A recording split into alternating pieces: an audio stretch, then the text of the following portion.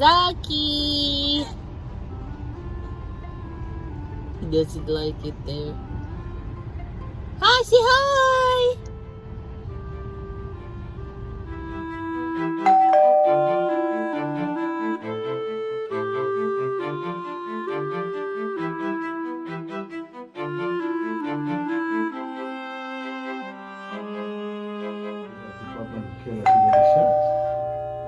What kind of shots? I don't know. He missed some. I don't know how many that in mine.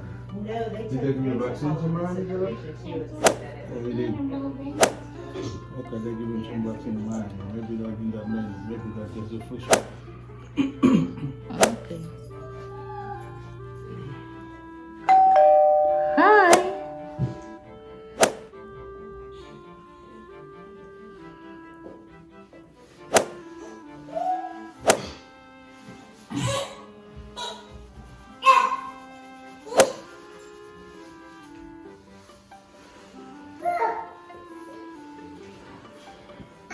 Okay. There's no two? Two. So two? Did you see two?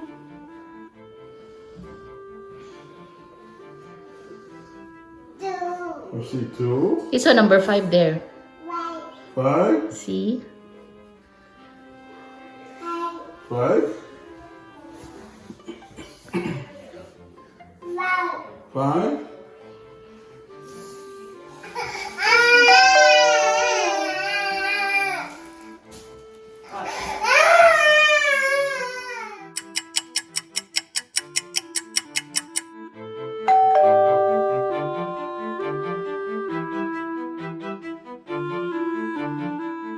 Welcome to our channels. Thank you for watching us.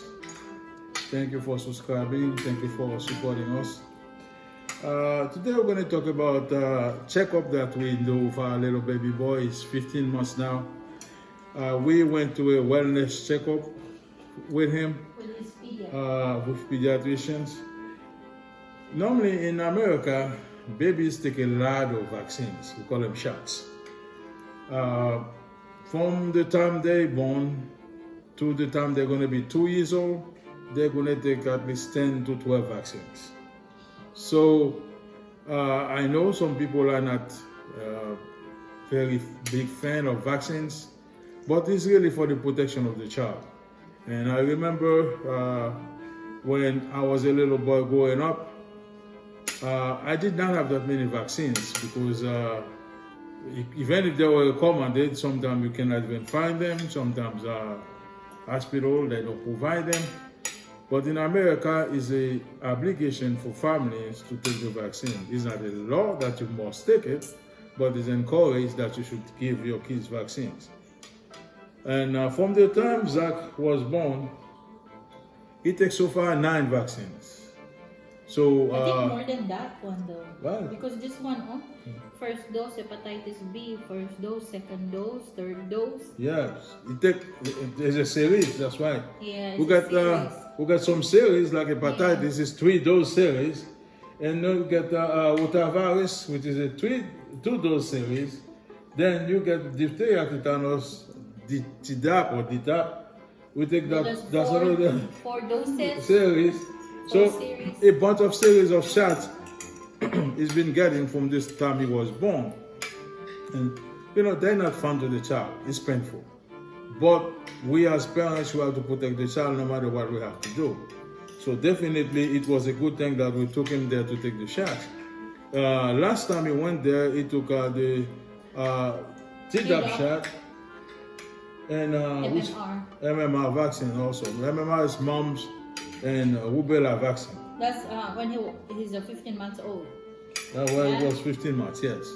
So, really, what I want to encourage you guys, it is painful to the child, and the child going to feel uncomfortable.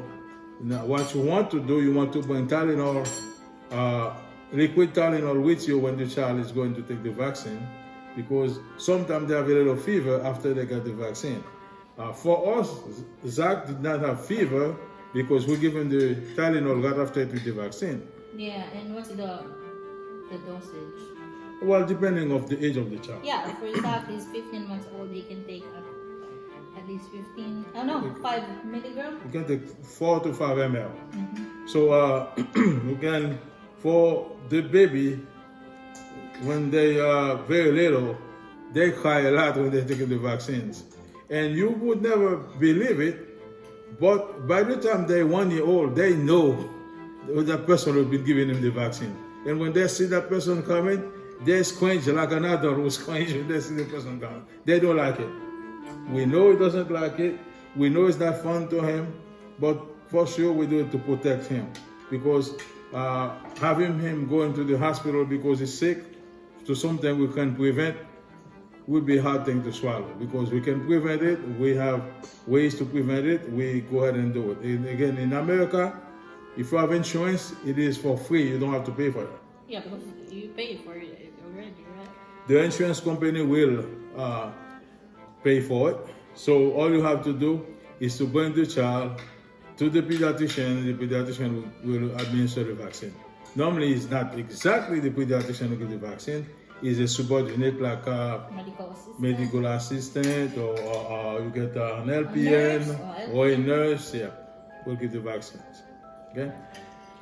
It is not always a fun time, as we said, but so far, God protects him very well. He never been sick.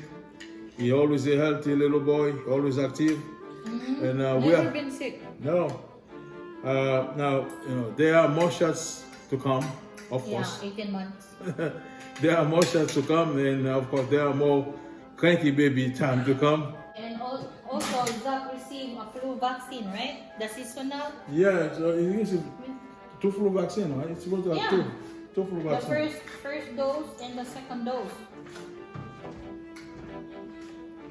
Yeah, first dose and second dose. The seasonal vaccine, not the current vaccine we're talking about. The flu vaccine, the baby is supposed to have 2 shots. And again, some of them are in series, like we saw for the hepatitis B vaccine, there are series of 3. And you get the flu vaccine, a series of 2, and there were also series of 3 too. And but for the coronavirus itself, we did not give it to him yet because it's not recommended yet. And it's in Florida. So far, it's recommended for people, medical people, and those working in the hospital and clinics, and people who are over 65. And we know for sure by next week that might change.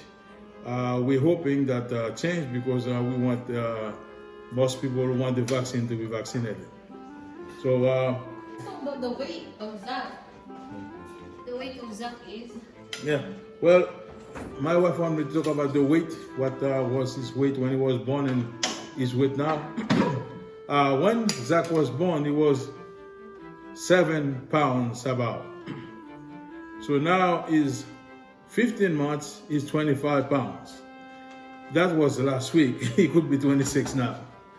But anyhow, he is healthy, and the doctor said he's above average, not below average. He's above average for his height and for his height and for his weight, because his height was 19 inches when he was born. Now it's 31 inches.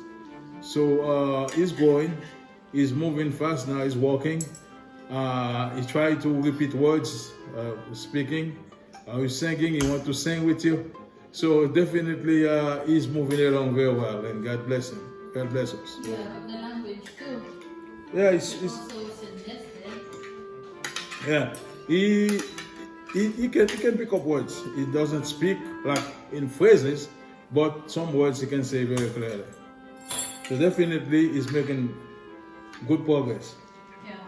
He also suggested that it's not good that the child will learn so many languages languages. Yeah, that's why. Because when the child is little, the mind of a child is like a sponge. No matter what to put in a sponge, the sponge, a dry sponge, gonna suck in anything you put in it. So the doctor, which is a Filipino, he recommended for us not to speak many languages to the child when he's so little, because that slows his language. Because he has it's too fun to speak, because too many things in his mind that can get him confused. Okay, so well, we try to do that. We continue to do that, and definitely we want him to speak clearly, and we don't want to slow him down. So we're going to try to speak mostly English in the house. So we want him to speak French. He will speak French when that time comes, but not at this point. This point we want to go slow with him. If it's English, get him his English first, and then we can go after that. Yep, it's so expensive to have a baby here. Well, in America, for him, for Zaki, from the time my wife was pregnant to the time we deliver him, we don't know it to the pennies, because insurance pay a lot of money, but it is expensive. Yeah, from the time I learned that I was pregnant, and from the time I was about to give birth. From the time we deliver the baby, everybody wants a piece of the action. Yeah, we've been to different, So many different doctors. Yeah, we've been to specialists, right? I have two OB-GYNs, the primary and the specialist. Yep. And we also went to a heart doctor. Yep. For babies inside the That's right. The womb, they checked the heart of my son. And there are some holes in it, right? That's right. And one thing we didn't forget to say about the two sons in the hospital, we have to go there all the time. Yeah, we have to go to the hospital maybe a month before. We have to go to the hospital maybe 5 times to do those checking the baby's heart, to see the baby's heart is beating the way it's supposed to beat. The physical. Yes. The physicals. Yeah. So it was a long journey. Yeah, and then before I give birth, we stayed there for 1 week, and then after that, I have to stay for another week until I was about to have a C-section. Yep. So if you plan to have a baby and have a haircut, it's good to have insurance. Because without insurance, there's no way we could pay for this. Yeah, we paid thousands. Even though with insurance, pay a lot of money. Yeah, maybe about 300, right? For the insurance. Well, with the insurance, maybe. I don't know how much they pay. But out of pocket, it was a lot too. Yeah. But the insurance, of course, pay about 80 to 85% of it. So we come out fine. We didn't know anybody. We did not owe anyone 1 penny. Thank God. Thank God, and Zach is healthy. Zach is healthy. We never bring him to the hospital. We brought him when he was an infant. Well, this is the time that he had a little allergy with one product that we're using. Milk. Yeah, but has nothing to do with his health per se. He's been healthy since then. Well, thank you guys for watching. Again, we just wanted you guys to know about the vaccines. What the babies have to go through in America before they become 2 or 3 years old. They have to take a lot of shots, a lot of vaccines, and those vaccines are there to protect them, of course. But it's painful to the baby. It's challenging to us. Baby's cranky all day, crying, but it's all worth it. I encourage you guys, if you had the chance, you have a baby, you should have him vaccinated. Yeah, it's for the protection of the baby. It is for the protection of the baby. I don't know any mom or any dad would not want your child to be protected. Because at the end of the day, they are your future. Especially right now, right? You want to make sure, that's right. You want to make sure they have enough resistance against bacteria or viruses to protect them in the future. Well, as you guys can hear, our baby was calling for us, so we have to go, okay? All right, thanks for watching. May God bless you all. Okay, bye.